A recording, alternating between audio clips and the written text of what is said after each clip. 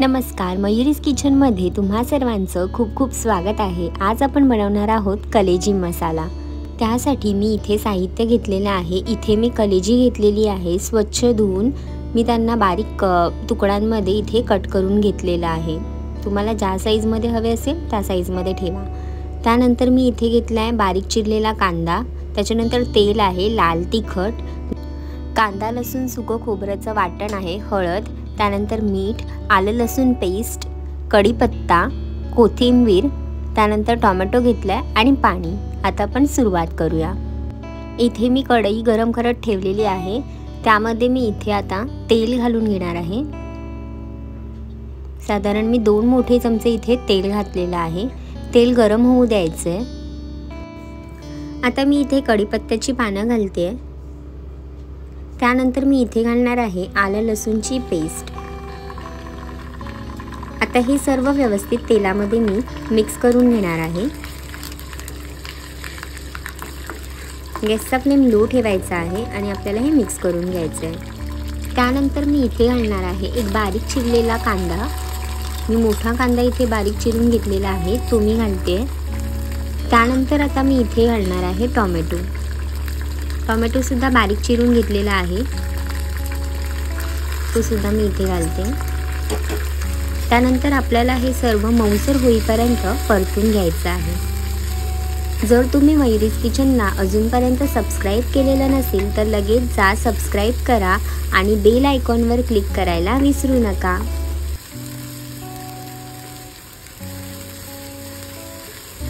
आता इथे कांदा आणि टोमॅटो तुम्ही पाहू शकता छान असं परतून झालेलं आहे। त्यामध्ये मी इथे घालते लाल तिखट,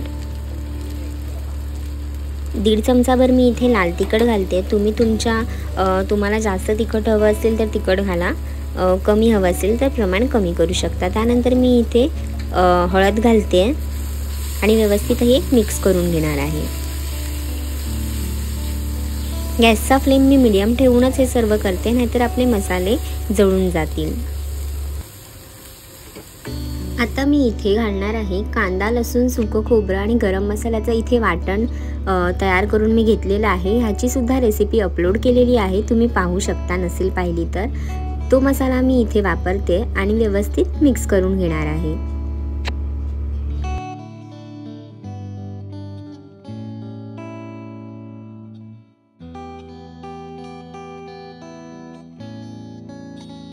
आता मसाला व्यवस्थित मिक्स करून झाल्यानंतर इथे मी पाणी घालते, थोडंच पाणी घालायचं सुरुवातीला आणि हे व्यवस्थित मिक्स करून घ्यायचं आहे।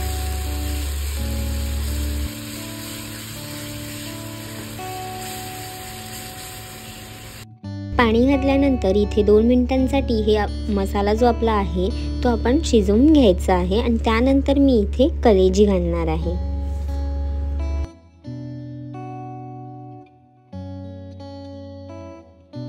आता इथे मी स्वच्छ धुवून घेतलेली जी कलेजी आहे ती मला हवी तशी मी कट करून सुद्धा घेतलेली आहे। सो ती इथे घालते आणि एक हलक्या हाताने आपण हे मिक्स करून घ्यायचं आहे।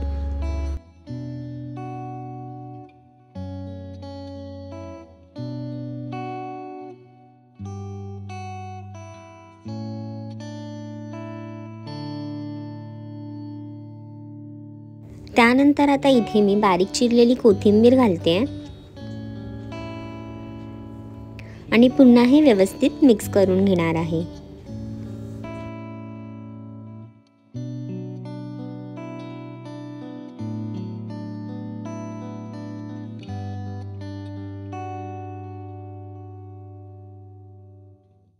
आता मी इथे चवीनुसार मीठ घालणार आहे। मीठ घातल्याच्या नंतर पुन्हा नीट मिक्स करून घ्यायचंय। हा कलेजी मसाला तुम्ही भाकरीसोबत, कोणत्याही भाकरीसोबत खाल्लात तरी सुद्धा खूप छान लागतो। सो तुम्ही नक्की ट्राय करून पहा। आता इथे माझं व्यवस्थित मिक्स करून झालेले आहे कलेजी मसाल्यामध्ये। त्यानंतर आता मी इथे झाकण घालून घेणार आहे आणि 5 मिनिटांसाठी झाकण घालून मी इथे शिजवून घेणार आहे। 5 मिनिटानंतर आता मी इथे चेक करते, आपण हे व्यवस्थित मिक्स करून घ्यायचं आहे आणि त्यानंतर मी इथे वरतून पाणी घालणार आहे। आता मी इथे थोडं थोडं करून पाणी घालणार आहे। खूप पाणी मी इथे घालत नाही आहे, एक थोडंसंच पाणी इथे मी घालते. त्यानंतर पुन्हा मी इथे झाकण घालणार आहे 5 मिनिटांसाठी आणि पुन्हा ही कलेजी मसाल्यामध्ये छान अशी शिजवून घेणार आहे. आता इथे 5 मिनिटानंतर तुम्ही पाहू शकता इथे माझी कलेजी इथे बनून तयार झालेली आहे.